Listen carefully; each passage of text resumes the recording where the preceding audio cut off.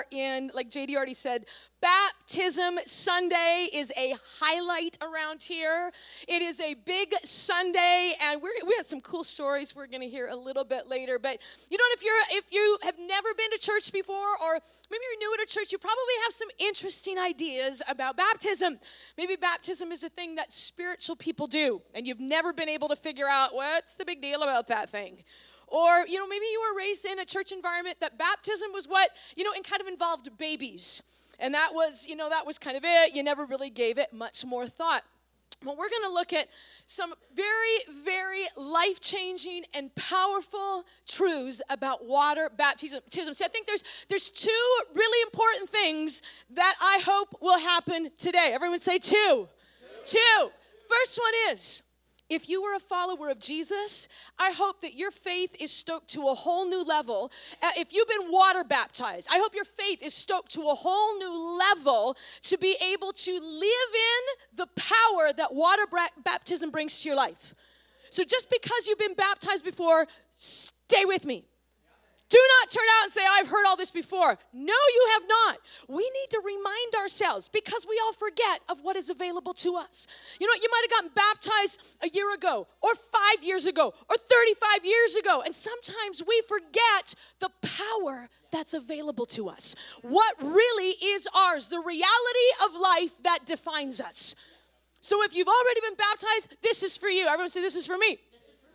Now, if you are a Jesus follower and you have not been baptized, I have an agenda this morning. It's for you to get baptized. Yes, we unabashedly say we have an agenda around here. We have an agenda to help you become obedient to Jesus, to help you become more like Jesus Christ. Because baptism isn't just a ritual. See, there's a lot of, you might even be, well, what is baptism? And there's a lot of, really, simple metaphors that describe what baptism is. You can look at baptism as, kind of like it's like the marriage ceremony of your commitment to Jesus Christ. A wedding, a marriage ceremony is a public commitment.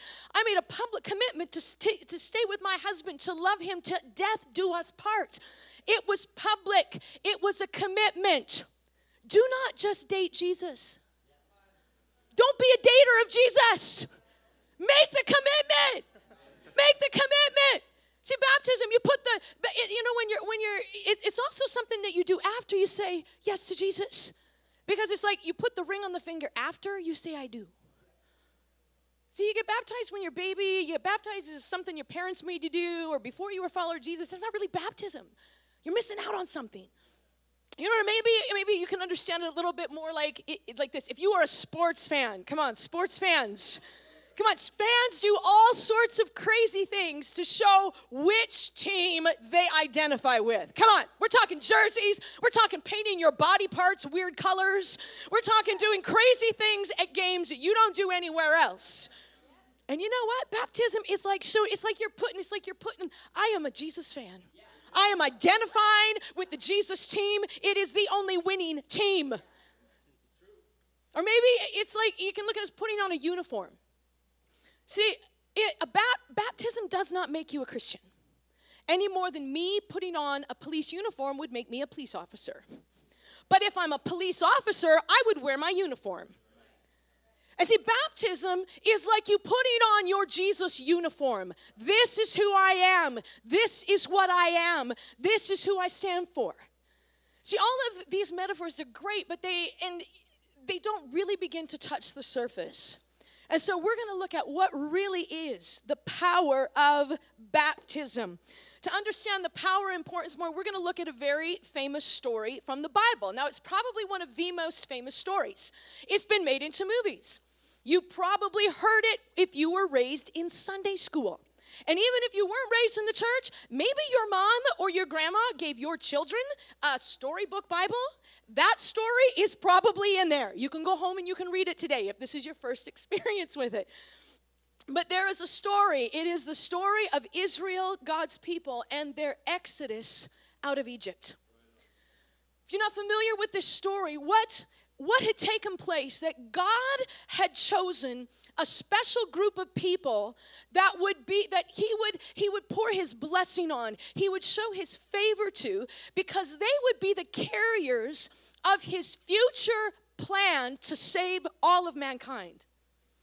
God's people would be the ones that would carry his promise to redeem humanity. They would carry God's promise, which was ultimately the Savior Jesus Christ, who would come to the world and save us from our sins. And so God chose a special people, and through a series of events, they found themselves in this nation of Egypt. It wasn't the nation that they were supposed to be in, but they moved there, and what started out as a group of maybe 45, 50 people turned into over 400 years, over 1 million people. And so this group of people, if you have a foreign group living in a foreign nation, and you're somebody called the Pharaoh, you get kind of freaked out by this people group when they start getting larger or even competing with the people of your nation. And this is what happened. And so Pharaoh, who was a leader of Egypt, he saw how God's people, these Hebrews, how they kept multiplying. They just kept having babies and having babies and having babies, because that's what you do. God's blessing is on your life. You just have babies. And they multiplied, and Pharaoh's like, you know what? If I do not do something, these people are going to get too big. They're going to overthrow my power. And so what he did is his plan was, I'm going to turn them all into slaves. And for 400 years, that's what they were. 400 years, people. That takes us back to the Dark Ages. Come on. All you know is slavery. 400 years. You were born into slavery. Your parents were slaves. Your grandparents were slaves. Your great-grandparents and your great-great-great-great-great-grandparents, everybody that anybody knew was a slave. You had no choice. Your only occupation was slave. You didn't have the option to become a teacher or a business person or a doctor or a lawyer or anything else that you wanted. You had one job, and that was to be a slave. 400 years of slavery gets old. And God's people started crying out to him, God, this is not right. This isn't, you said we're your special people. We're your promised people. We're your favorite people. We should not be slaves. And God heard their cry. And what God did is God chose a man named Moses, who was a Hebrew himself, and through a crazy circumstance of his own life and events, Moses becomes the leader that leads God's people out of bondage, out of slavery in Egypt. Some of you maybe have seen movies depicting the story, maybe The Prince of Egypt, that cartoon from way back when, or even older, The Ten Commandments, Charlton Heston. Everything was very weird the way he talked. And when you look back now, it's just like, oh, that was kind of epic then, but it is so cheesy looking now. And you know what? Or maybe you've seen the Exodus movie. If you've seen the Exodus movie, I seriously apologize. That is such a lame representation of what happened. But God picked Moses. Moses goes to Pharaoh and he says, you need to let my people go. And Pharaoh's like, heck no, this is my labor force. I'm letting nobody go. And so God gets Pharaoh's attention by sending plagues. And it was a series of plagues that were like frogs and blood in the water and gnats and other kind of locusts and animals dying. And the final plague was every firstborn living creature was killed. And at that, when Pharaoh lost his own son, Pharaoh's like, done. You guys get out of here. Leave. I don't want to see your face. And so Moses and over 1 million people, everyone say 1 million. People, old people, babies, lots of animals, they leave. And they get to their first obstacle, and it's called the Red Sea. It was this huge body of water, and on their tail is the Egyptian army. Come on, people, you got this army on your tail. You're looking at this water, and God does a miracle. Moses stretches out his staff, and he parts the sea. God does this miracle. It's like the water pulls back, and this nation of over 1 million people and all their animals walk over on dry land. And then everything collapses. The water collapses, and Pharaoh's army is done for. Now, this story is amazing. It did happen. And you're like, what the heck does this have to do with baptism? Other than that, there's water involved. You know, first of all, this story is actually a picture of God's heart for humanity. God is always about redeeming and rescuing and never abandoning. That is God's heart for you. God always rescues, and God never abandons. But even more important, let's look at, there was a writer many, many years later. He described it this way. He said, they went through the waters in a baptism like ours, as Moses led them from enslaving death to salvation life. And see, Israel's, their journey out of Egypt, across or through the water into this new promised land, it's like a metaphor of what baptism is like for you and I. Because first of all, baptism is an exodus. It is a leaving what is familiar and moving into what is unknown. See, anytime you follow Jesus, you're walking into the unknown. That's why we sing songs like Ocean. We do. We don't just sing those words. It's because it's true. That's what following Jesus is about. Take me deeper. I have no idea where I'm going. This is scary, but I'm going to follow. And see, they had no idea where they were going. Just think of the implications. 400 years of slavery, that is all you know. This was an incredible act of faith. Here's this man. He is a stranger. So the stranger comes in and says, I'm going to lead you out. I'm going to deliver you from bondage. They didn't know who Moses was. So it was an act of faith that they had to believe that Moses was actually sent by God. And then number two, Moses knew where he was going because they were going into this territory, into the wilderness where they'd never been before. They had no idea where they were going. Can we trust Moses? Not only that, then you have old people, babies, lots of animals. You are leaving, and on your heels is the most ruthless army at the time in horses and chariots, and you're on foot. Hello, if I don't know what an act of, if that's not an act of faith, I don't know what is. And see, your exodus, you have an exodus out of what's familiar into the unknown. It's so much like baptism. And we're going to read what a guy by the name of Paul wrote many, many centuries later, he wrote it to some Jesus followers that were in the city of Rome, and he was trying to help them understand what actually took place through water baptism. And let's read in Romans chapter 6. He said, so what do we do? Do we keep on sinning so God can keep on forgiving? I should hope not. If we've left the country where sin is sovereign, how can we still live in our old house there? Or didn't you realize that we packed up and left there for good? This is what happened in baptism. When we went under the water, we left the old country of sin behind. When we came up out of the water, we entered into a new country of grace, a new life in a new land. That's what baptism into the life of Jesus means. You leave one land and you start living, or you move into living into a new land. How many of you have been imports into the nation of Canada? Imports, raise your hands, be proud, yes. Or maybe as a Canadian, you spent time living in another country.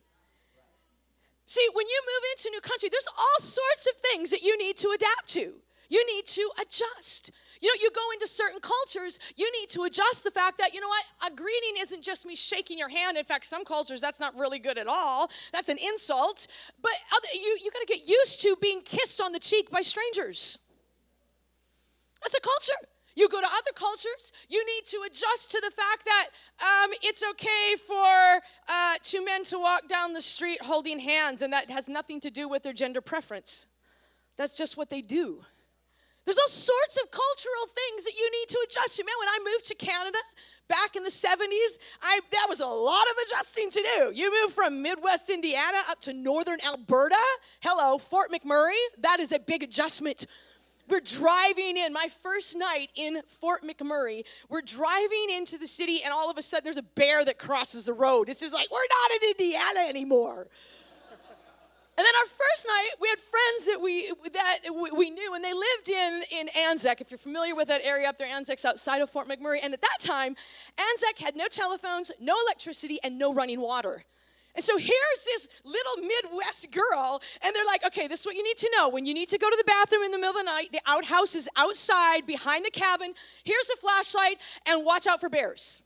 It's just like, where am I? There's all sorts of adjustments, especially when winter came. It's just like I had to buy a snowsuit. It's like, this is terrible. But you move into a new country. There's things that are unfamiliar. There's things that you need to adjust to. And see, we've left the old country of sin behind. We entered into the new country of grace. See, what is it in baptism? What familiar things do we leave behind when we get baptized? You know what? We might leave what's familiar being belief systems that are faulty. Faulty ways of thinking about believing who I am, or belief systems that are faulty about who God is, or what my purpose in life is, or what life is all about. Maybe I have this familiar way of responding or reacting to circumstances when things unexpected happen. That's familiar, but I leave it behind. Or maybe it's certain habits that are destructive. Maybe it's certain life experiences. Maybe it's things that are familiar that you look to comfort. Anything less than Jesus that you put your trust in. What is it that's familiar that we leave behind? See, the original Exodus was an act of faith. Baptism is not just a religious ritual. Baptism is not something that parents do for their kids. It is an act of faith. Getting in that tub of water is going to change my life? Yes. Yes, yes, yes. If it's just a religious ritual, no. If it's an act of faith, yes. It's an act of faith. Baptism is about a new identity. See, when God brought his people out of Egypt, he was bringing them into their true identity. See, God's children don't live as slaves. God's children don't live in bondage. And God was bringing them into their new identity. And let's look at, baptism does the same for us. Here's how. Let's read the book of Colossians, a couple places in chapter 2 and 3. This is Paul again describing. He's trying to help people understand what happened in baptism. He said, when you were baptized, it was the same as being buried with Christ. Then you were raised to life because you had faith in the power of God who raised Christ from death. Look at this part. You died. Everyone say, I died. I died. You died, which means that your life is hidden with Christ who sits beside God. One translation says, your life is hidden with Christ in God. You don't become God, you get hidden with Christ in God. You've given up your old way of life with its habits. Each of you is now a new person. You're becoming more and more like your Creator, and you will understand Him better. See, in baptism, the old you, in a sense, dies. And you come up out of the water a new person in a new life. Just like Jesus, when he went into the grave, he went in one way, but when he came up out of the grave, he came up different. It was new life. And see, our old identity, all of the old things that made us who we think we are, or all of those things that we've allowed to define us, family issues that maybe you've allowed to define you. Maybe a parent walked out on you when you're young, and now there's this thing called rejection that you've allowed to define you. Maybe things like alcoholism or violence or poverty. Family issues that we allow to define us. Personality weaknesses or shyness, or we're overbearing, or we're insecure. See, all of those weaknesses are things that are used to define us, but those are the things that we put to death. How about life experiences that create a false you? Again, parent walked out on you, and there's things that cause confusion in who you are, even to the point of confusing your gender identity. See, there's things that we put in that when we're raised up, we have a new identity. I am hidden with Christ. Our real identity is in Christ. In other words, Jesus becomes the filter that I see me through, because Jesus is a filter that God sees me through. It's kind of like if you've ever had professional photographs taken from a good photograph, they have that fuzzy effects filter that makes everybody look good. For years, we had family photos taken. Wonderful Mr. Dwayne Franklin. We would take these awesome pictures, and every time we get them back, like during the pictures, it was just like, this is like the picture session from hell, especially when your children are little. Nobody wants to take pictures. And then they come back, it's like, Dwayne, these are awesome. And one year, we were kind of in a rush to get them done, and I'm like, Dwayne, you know what, just give me, he goes, well, I haven't had time to do anything. And I'm like, you know what, just give it to me. I can fiddle around with it. I need to get this done. And, so he graciously gives me the disc, and I get it. I'm just like, I'm just like, what is that? And he goes, it's the raw version. I'm like, Dwayne, I said, you really touched me up this much? I said, this is so bad. But that wonderful fuzzy effects filter that gets rid of the wrinkles, all the ridges, all those. And for all these years, I'm like, man, I'm looking pretty good. Then you see the real, it's just like, you know what? Photoshop is like that for your soul. Baptism, not Photoshop, baptism is like Photoshop for your soul. But you know what? It does even better than just smooth away the ridges. Baptism gets rid of. You know what? It does. It's even more powerful than that. It just doesn't remove. It gets totally annihilates. Another writer described it like this. You can help me put my little coat on. Here we go. Look at my nice big red flashy coat. Look at what Paul said in Galatians. He said, all who've been united with Christ in baptism have put on Christ like putting on new clothes. Baptism is I put on my flashy red Jesus suit. I put on Jesus. See, me without the jacket, just me. Baptism, I wanted something that was like really flashy and lights, and I had this vision in my mind. It just didn't happen. It's like, wow, I wanted like the Joseph Technicolor dream coat. So you can imagine that. You put on your Jesus coat, and all of a sudden you're different. All of a sudden it changes. You change. Your identity is now in Jesus. Baptism provides you with the power to live in a new way of life. See, when God brought his people out of slavery, he didn't expect them to live on their own. God provided everything they needed. He provided their food. He provided protection. He provided direction. Everything they needed, God provided.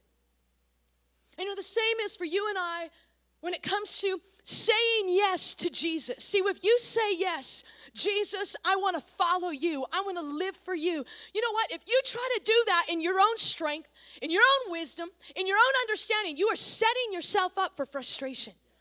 Because it is absolutely impossible for a human being to live what people call the Christian life. It's impossible.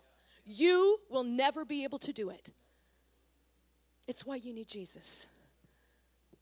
It's why we need Jesus on the inside and we need Jesus on the outside. See, what God gave to his people was the power to live. And see, when baptism is the way that we identify with Jesus' death and resurrection. And so when we go down into the grave, it says we go down in one way and we come out a different way. And when we identify with his death, that means we also identify with his resurrection life and power. We get the same power that raised Jesus from the dead. That now becomes yours and mine. That is the only power that enables a human being to live what's called the Christian life or to live as a follower of Jesus. You can't do it in your own. And let's go back to Romans. Romans 6, Paul explained it this way. He said, when we're lowered into the water, it's like the burial of Jesus. When we're raised up out of the water, it's like the resurrection of Jesus. Each of us is raised into a light-filled world by our Father so that we can see where we're going in our new grace sovereign country. Could it be any clearer? Our old way of life was nailed to the cross with Christ, a decisive end to that sin miserable life. I love this next part. No longer at sin's every beck and call. What we believe is this: if we get included in Christ's sin conquering death, we also get included in his life-saving resurrection. Sin can't tell you how to live. After all, you're not living under that old tyranny any longer. You're living in the freedom of God. And one more verse. Here is how to picture yourself. Now that you've been initiated into Jesus the Anointed, you are dead to sin's power and influence, but you are alive to God's rule. See, I am dead to sin's influence. That means I can think differently. You have the power to not think along destructive thoughts, thoughts that lead you down a dead-end road, thoughts that cause you to continue to mess up and mess up and mess up. You're free to live, not addicted anymore. You're free not to be bound by that abuse that happened. You're free to not live under the identity of some terrible experience that is now defining you in a less than how God defines you way. You're free. See, avoiding sin isn't, I'm supposed to dismiss the people getting baptized. If you want to go out and if you're getting baptized today, you need to go out right now. And actually, you know what? If you came and you're like, I'm thinking I need to get baptized, but you hadn't planned on it, you can go out in the foyer. Michelle will be back there. We have clothes for you. And I'm going to hit that one more time. Awesome. You are free to think differently. You're free to say no to the coping mechanisms you used to look to. See, avoiding sin isn't about the willpower to say no. We don't have that willpower. You can't. It's not about rule keeping. It's about being alive and new in spirit. And see, that's why baptism is more than a cleanup job. It's more than just God, just kind of sweeping things under the carpet. I'm going to take this off because I'm getting too warm. Thank you.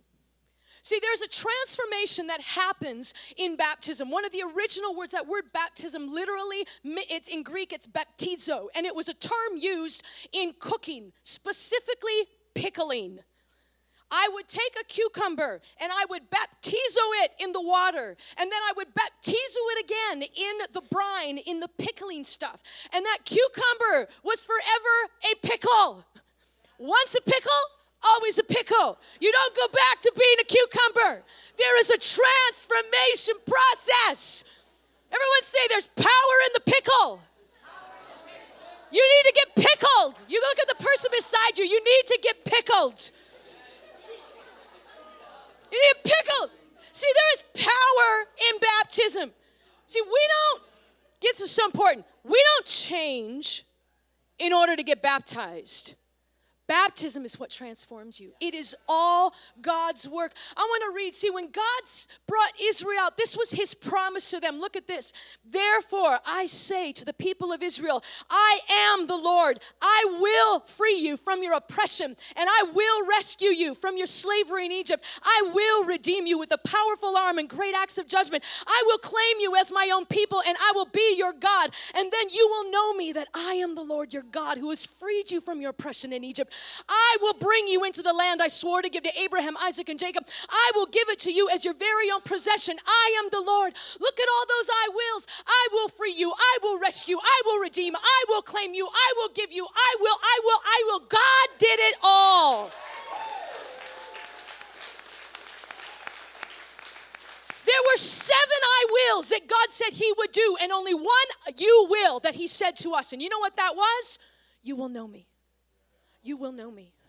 I will do it all. You focus on knowing me, and I will do all the rest. I will rescue you. I will redeem you. I will give you greater than what you could ever manufacture or create on your own. I will bring you back from no matter how far you've been lost. I will save you from those things that are overpowering you. I will claim you as my own. God did it all. Baptism in one word is surrender. It is surrender. It's about, see, God's people had to follow the leader out. Moses came, God did everything, and they could have stayed there. But in order to get out, they had to surrender. See, you know what? If you're lost, if you've ever gone hiking, if you've ever gone into, you've been out in the wilderness, the woods or whatever, you get like seriously lost. Not a little bit, but seriously lost. It's like, I don't know how to get out of here. And all of a sudden, you come upon other hikers, and they're like, you know your way out. And they're like, heck yeah, follow me. You know what? You have a choice. You can stay lost, or you can follow. But you have to surrender and let them lead. You can't tell them, no, I don't think we should go that way. No, you know what? I don't really do ditches. No, I don't do mountains. No, I don't do gullies. No, I don't do rivers. No, you got to surrender. You let them lead you out. Let's stand, church. I'm going to say this again. If you are a follower of Jesus, and you have not been baptized, heck, if you are not even a follower of Jesus, today you can become a follower of Jesus and get baptized, because that's the way it happens. That's the way, you know what, we kind of do it culturally. It's kind of, you know, sometimes there's a time period. I want to follow Jesus. I'm saying yes to Jesus, and it might be a while till you can get baptized. But you know what, in the Bible, that was the sign. You were a follower of Jesus. If you said yes to Jesus, you were baptized. It just happened. It was like, ba-bam. It was all in one shot. It's like, ba-bam, you're done. And you know what, if you're here this morning as a follower of Jesus, or you're not, and you want to be a follower of Jesus, but you've never been baptized, you need to do it today. You need to do it today. Because you know what? Just like there was an enemy on Israel's heels trying to prevent them from making that cross, that exodus, you got a very real enemy on your heels trying to prevent you from making that step of obedience to Jesus. And you know what? Whatever it is that's stopping you, you might have all sorts of fears, or it's just like, I'm too scared. I don't know what people think of me. I don't want to be public. I don't want to get wet. You know, whatever your fears are, let's just stop and compare that just a minute to what Jesus Christ did for you. You want to talk about fear? Let's talk about a man going through the most brutal of tortures, the most gruesome of experiences in the cross, having his back ripped to shreds, being naked, lifted up on display for everyone to see. We compare our fears to that. It kind of pales in comparison. Say yes. Say yes. You are pressuring me. Absolutely.